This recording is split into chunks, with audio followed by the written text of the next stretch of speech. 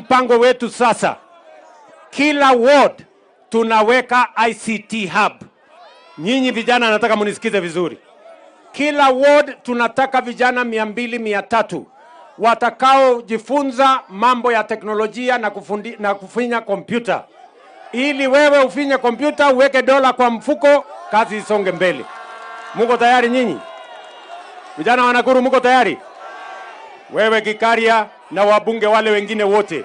Arama yuko hapa. Kadhambi yuko hapa. Mrembo na kazi wa kutoka Bahati yuko hapa. Sisi wote na huyu Martha Wangare yuko hapa. Na senator wetu yuko area. Sisi wote tumekubaliana mpaka na mama county ya kwamba lazima tupangane tuweze kupanga ajira ya vijana wetu. Tumekubaliana jameni? Watu wa Nakuru tumekubaliana? Mimi nataka niwaeleze na waomba tu kwa unyenyekevu. Vijana wetu wa Kenya, tafadhali msikubali ati watu wafanye nchi yetu iwe ni nchi ya kupigana, ya kuharibu mali na ya fujo. Tutaweka amani sisi wote? Wangapi wanasema tuweke amani katika taifa letu la Kenya? Hiyo ni sauti ya Nakuru. Nakuru wamesema hatutaki fujo, hatutaki vita, hatutaki kuharibu mali ya taifa letu la Kenya. Tunataka kuweka amani katika taifa letu la Kenya, ndio kila Mkenya apate nafasi ya kufanya kazi, ya kuhustle na ya kujitegemea. Tumekubaliana? Tumekubaliana Nakuru jameni? Tuendelee pamoja. Nakuru itakuwa ya amani. Na mnajua Nakuru ni county ya Wakenya wote. Hapa Nakuru tuko na jamii zote za Kenya. Si ni kweli? Tuko pamoja.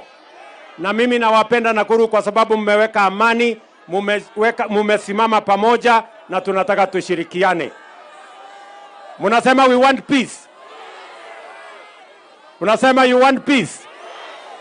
Hebu kila mtu tuseme we want peace. Kila mtu. Kila mtu. Kila mtu. Kila mtu. Hebu wale wanasema we want peace katika Nakuru na Kenya. Hiyo ndio msimamo wa taifa letu la Kenya. Sisi tunataka tuwaambie wale ambao wanaleta pesa sijui kutoka wapi ati kujaribu kununua fujo, ati vijana wafanye fujo Kenya. Hawa wauni tutawakomesha. Ama namna gani jameni?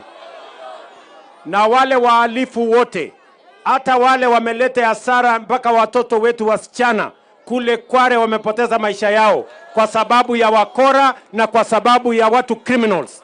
I want to tell the country, those behind the criminal activity against our children, against our daughters in Kware, all of them, the government of Kenya will make sure that they are brought to book and they are charged so that we can stop criminality in the Republic of Kenya and protect our children, our daughters, and all citizens of the Republic of Kenya. Ndugu zangu watu wa Bondeni, si mnajua kuna barabara hapa ya Martin Luther? Hiyo barabara yenu ya Martin Luther hapa tunatandika lami saa hizi.